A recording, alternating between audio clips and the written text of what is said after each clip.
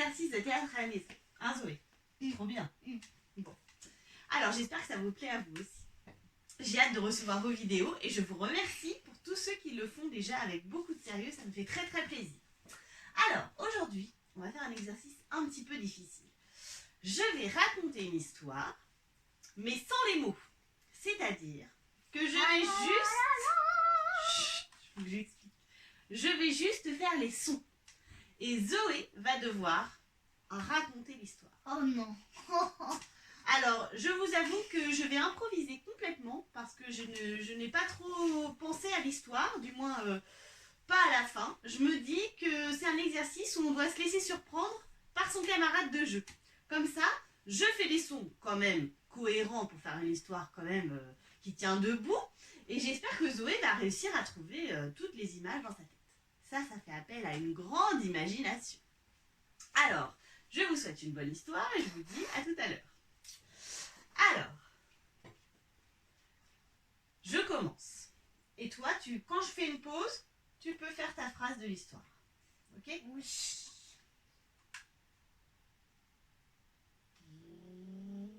Il était une fois.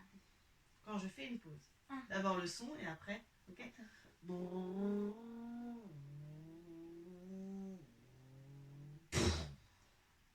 Il était une fois un papa qui fonçait tout le temps droit devant des arbres.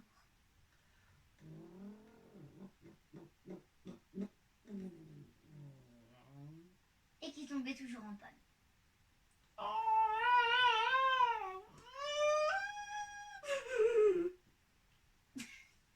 Et du coup, vu qu'il avait sa femme, elle lui donnait toujours un petit mouchoir.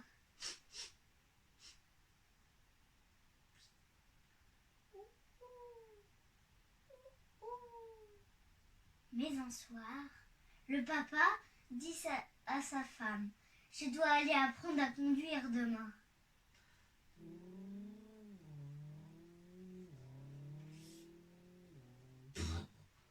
Mais il n'y arrivait pas. Mais sa femme n'était pas là cette fois. Alors il s'arrêta de pleurer et recommença.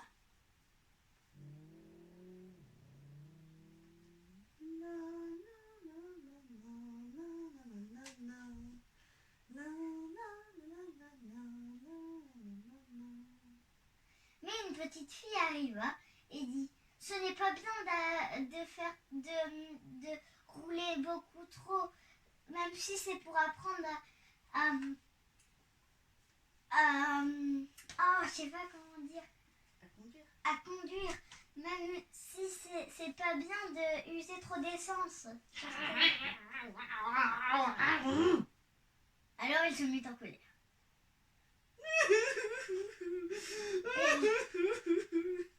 Et il commença à pleurer et la petite fille lui donna un mouchoir car elle avait toujours un petit paquet de mouchoirs dans son sac à main. Et elle soupira. Et ils alla au McDo manger quelques frites et de Maggi.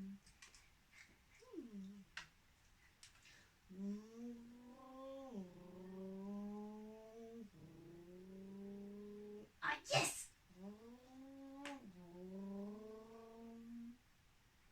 Et le papa enfin arriva à conduire. Alors il raconta la bonne nouvelle à sa femme. Et en fait, un soir, il se réveilla et il alla voir dans la chambre. Et voilà un chien. Alors il le chassa. Allez hop hop hop, dehors! Et là, il regarda autour de lui. Plein d'animaux, des serpents, des lions,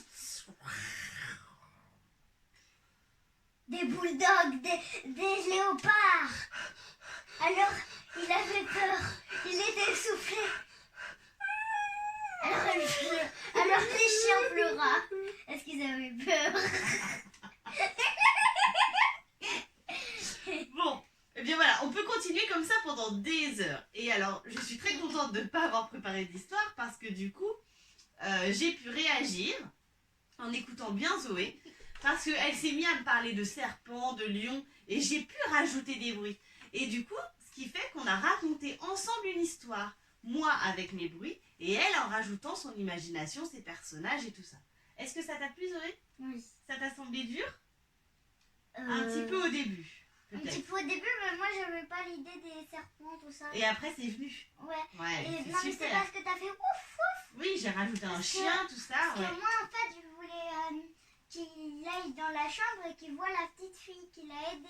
Et en fait, il se rend compte que c'était sa fille. Ah, d'accord. Ah oui, il y avait une Qui était suite. Oui, mais on peut déguisée. continuer pendant des heures et des heures. On peut en inventer des tonnes des histoires comme ça. C'était super. Merci beaucoup pour ta collaboration. Merci. Mais non, c'est moi. Merci beaucoup pour ta collaboration. À vous maintenant de faire des sons, des bruits incroyables, les plus farfelus, les Il était une plus fois originaux. Une sorcière. Et oui, on peut faire plein de choses comme ça. On peut continuer pendant des heures. C'est trop bien. Amusez-vous bien avec votre imagination et je vous dis à demain. À demain, les amigos!